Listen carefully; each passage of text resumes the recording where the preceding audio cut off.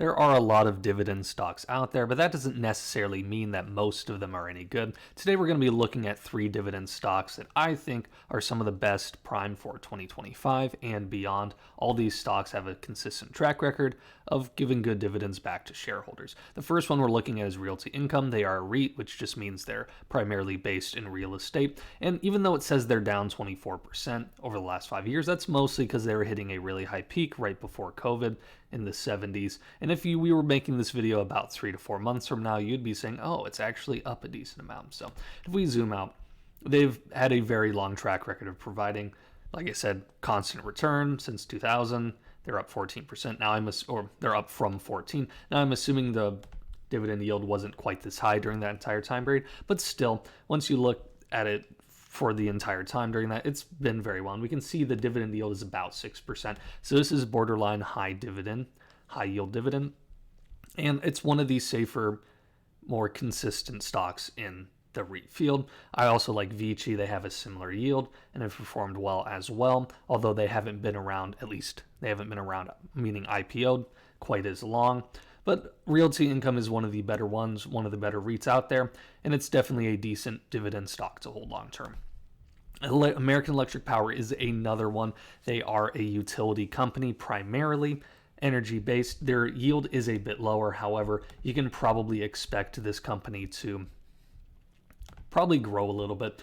If we look at since 2009, this company is up from 25. Like I said, same thing. They just had a high peak right before COVID, early 2020. If we're making this video, like I said, 3 or 4 months from now, we would be up quite a bit. And there's been higher peaks here. You were up around 100 and then decent lows as well. This isn't like the perfect buying opportunity. However, usually when you have a good buying opportunity, it's because people are saying, oh, they might not cut rates for another year, which is what happened.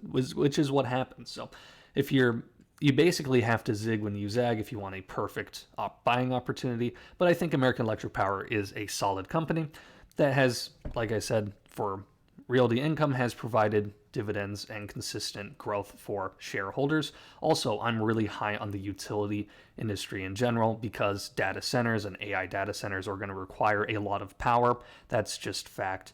They use so much power, and you can see it being a worry, even down to TSM, the way they're designing their chips. They're trying to make them more energy efficient. Of course, they always are, but they're putting even more of an emphasis on that.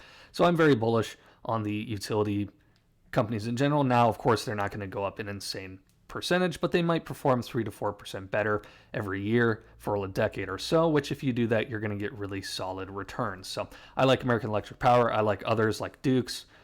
And you can just do research if you want more of those. But I think American Electric Power is a very good option. The last one we're going to be looking at today is Pfizer. And Pfizer is an interesting one because it's a pharmaceutical company and there's kind of a broad amount of different strategies companies are taking when it comes.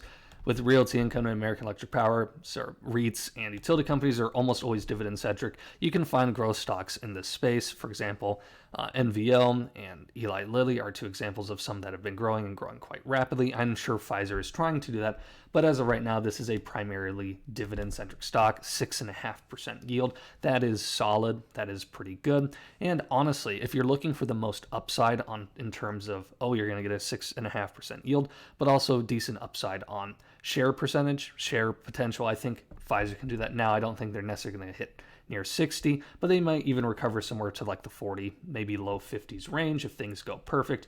And then in the meantime, while you're down here, you'll get a 6.5% dividend yield. Now, I don't necessarily believe that's exactly going to happen, or I'm saying that's going to happen, but I wouldn't be surprised if it did. And that's the quote unquote bet that I would be making with Pfizer if I really wanted the most upside. But also, just a 6.5% yield isn't bad either. And they have been historically in this range, right? Going back to 2000, they're at 34-ish. But if you take lows in 2009, they're at 14. So this is a stock that has bounced between this 14 to 30, maybe closer to 50 range over the last 20, 25 years. And Pfizer's had quite a few losses. And if you turn things around in the pharmaceutical industry, if you get a couple wins, a couple hits, you can make a lot of money fairly quickly. So Pfizer, I think, is a decent opportunity for a dividend stock, but you actually have a decent upside on top of it with this one. Anyways, guys, that's all I got primarily for this video. If you enjoyed, I appreciate if you left a like or subscribe. I do daily stock content on this channel, and I appreciate all of you for watching.